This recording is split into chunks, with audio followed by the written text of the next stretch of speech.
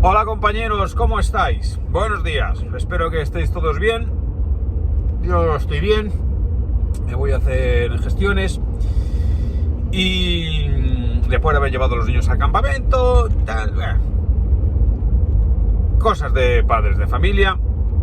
Y ayer ya os comenté en el vídeo que hice esto de la sentencia del Tribunal Constitucional que ha declarado inconstitucional el estado de alarma porque tendría que haberse declarado un estado de excepción, que no son cuestiones baladíes, porque es que así está fijado en la Constitución y era una cosa que muchos vimos clara desde el primer momento. Ya os lo comenté, que yo, tanto en un vídeo del 6 de abril de 2020 como en un post del 5 de abril de 2020, sostenía que esto requería una declaración de estado de excepción, que básicamente requiere el control previo, no es a posteriori por parte del Parlamento, del Congreso de los Diputados, que tiene que autorizar al gobierno a declarar el estado de excepción, porque supuso una suspensión de nuestros derechos, sobre todo el de la libertad de circulación, que es uno de los derechos más básicos. No podías ir donde querías,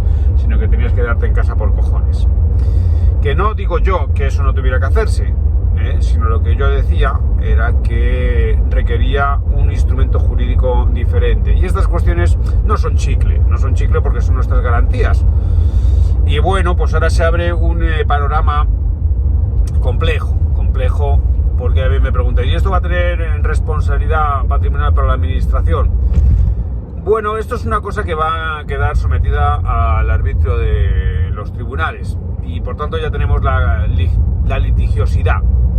Entonces, ¿cuál es el análisis que yo hago de esta cuestión? El análisis, pues es que ¿de qué nos sirve que se haya declarado inconstitucional un año después? Y esto es lo grave de lo que está del funcionamiento de nuestras instituciones, ¿no? O sea, porque estas cuestiones las tiene que resolver el Tribunal Constitucional antes, ¿no? No a tanto tiempo que ha pasado. Y entonces ahora, ¿qué se produce? Pues se produce una enorme inseguridad, es decir, un caos, porque todas aquellas personas que fueron objeto de sanción cuando se saltaron el confinamiento, y en fin, ¿no? Pues todas estas personas van a poder impugnar las sanciones que se les impusieron. Y la cuestión está, que ya eso ya es un montón de pasta, ¿no? Pero es que además está la posibilidad de que las personas que sufrieron pérdidas por el cierre obligatorio de sus negocios o por haber tenido que quedarse en casa obligatoriamente, no poder trabajar, en fin, ¿no? Pues si estas personas podrán reclamar o no podrán reclamar. Parece que el tribunal, en el fallo, trata de exonerar al Estado, porque no es el gobierno, es el Estado quien tendría que responder. El Estado somos todos. Que trata de librarle de una responsabilidad patrimonial, ¿no? Pero claro, esto es lo que puede decir el Tribunal Constitucional en su fallo, pero al final la litigiosidad está servida, porque yo supongo que las asociaciones profesionales, los gremios de hosteleros, de los tíos de las discotecas, de los hoteleros, de los restaurantes, de toda esta gente, de las agencias de viajes, que sufrieron pérdidas considerables, pues, pues por presentar la demanda. Y eso lo que va a suponer es, primero, un atasco de los tribunales monumental. Ya los tribunales funcionan muy lentamente, la justicia en España funcionaba lentamente por falta de medios. Como consecuencia de las medidas COVID, pues funciona todavía más lentamente. Y si encima le metemos una sobrecarga de recursos, de demandas, de reclamaciones, pues todavía más lentamente. Eso nos perjudica a todos, ¿no? Porque una sentencia lenta nos perjudica a todos y es más cara. Y después está lo que resuelven los tribunales, porque como ya sabéis, como los tribunales son independientes, pues entonces unos pueden fallar en contra de la administración, otros a favor de la administración. Esto al final irá subiendo en cascada, irá subiendo hasta llegar al Tribunal Supremo y probablemente hasta el Tribunal Constitucional, con lo cual tendremos resoluciones judiciales durante mucho tiempo. Pero aquí llegamos al al meollo de la cuestión, ¿no? Que va a ser quién se va a hacer cargo de esto. Porque esto es lo más curioso.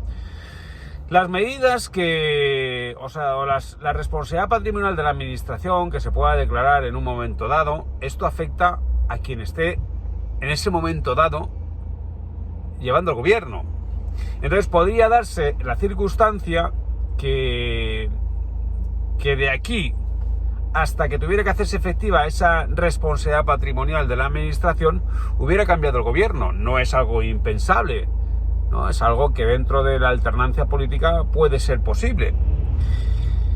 Es decir, podría darse la circunstancia de que aquellos que ahora parecen alegrarse del fallo del Tribunal Constitucional fueran los que, si llegaran al gobierno, tuvieran que hacer frente a esta responsabilidad patrimonial y, por tanto, como siempre que la administración tiene que hacerse cargo o se le reclama a la administración que pague, la abogacía del Estado tiene que oponerse en los tribunales, porque el Estado no se resiste a pagar.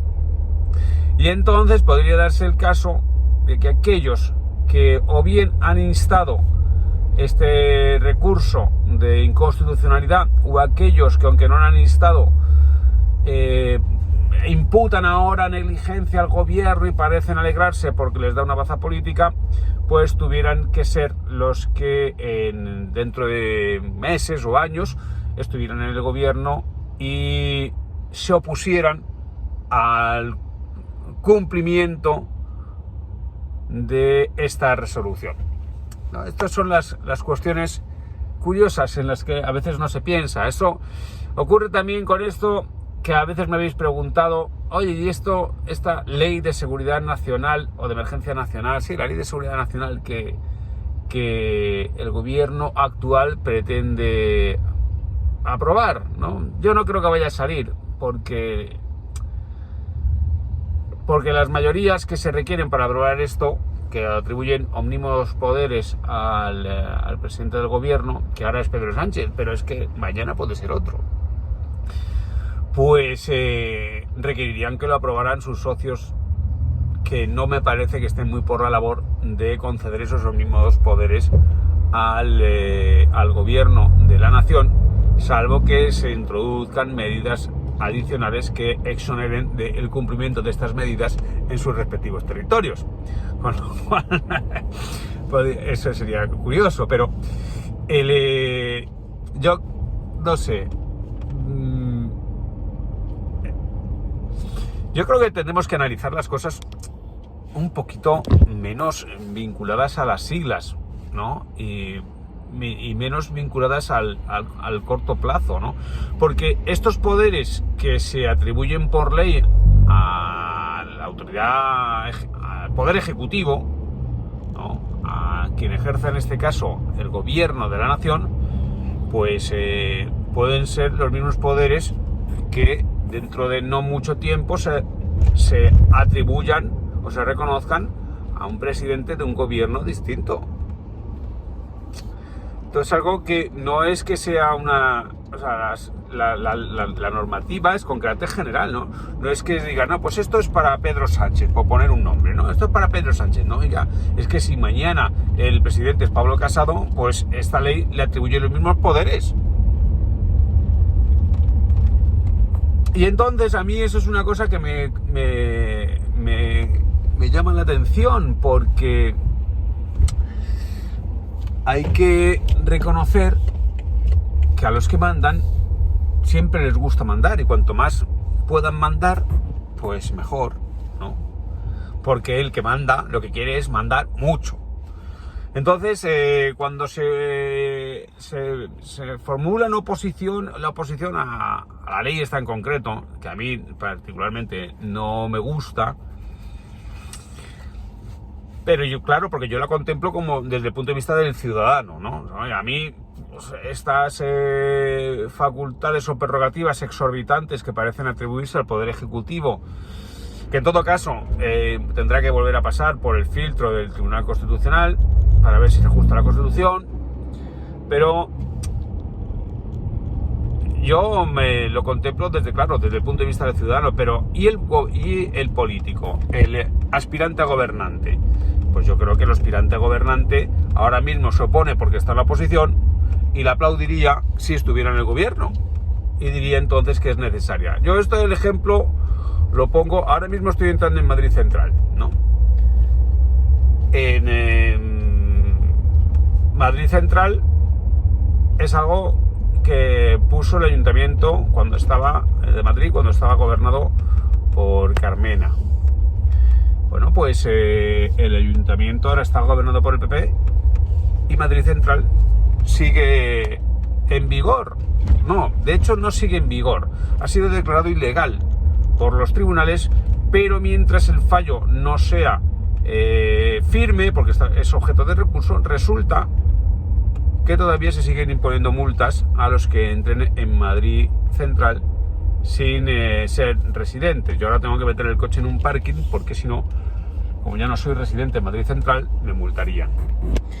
Entonces, esto es las cosas que realmente suceden, ¿no? Los políticos se llenan la boca contra las medidas que toman los políticos de signo contrario, pero después cuando llegan al poder mantienen en vigor las decisiones que tomaron los enemigos, porque ahora son ellos los que mandan y por tanto les benefician. Y este ejemplo de Madrid Central es paradigmático. Se llenaron la boca. Yo no digo ni que Madrid Central sea bueno o sea malo. Yo lo único que digo es que esto se tomó por una administración, esta decisión.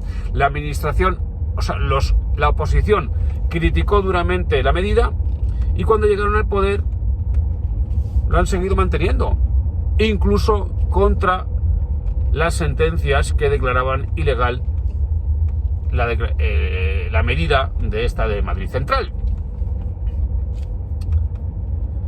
En fin, tíos, no sé si me está quedando claro lo que quiero decir, ¿no? Pero yo creo que he hablado bastante claro. Bueno, y para continuar, vosotros que veíais el Confinablog, que me agradecéis el Confinablog, coño, comprad un libro, joder, comprad un libro, o si no, hace lo que saca de la polla. Pero bueno, yo os recomiendo que empecéis. Si no es por La Vuelta al Mundo en Moto, que me parece un libro cojonudo, Muy Millón de Piedras no debería faltar en ninguna librería, en ninguna biblioteca. Y además eso supone el reconocimiento real de que se valora lo que hago, lo que digo, lo que pienso y las cosas que aquí os cuento, ¿no? Sin obedecer a nadie. Así que nada, muchachos, ya sabéis, miquelsilvestre.com, y me pedís algún librito dedicado y seguimos aquí con el charlablog, bien sea en el coche o bien sea en la cocina de mi suegra o donde sea menester. Hasta luego.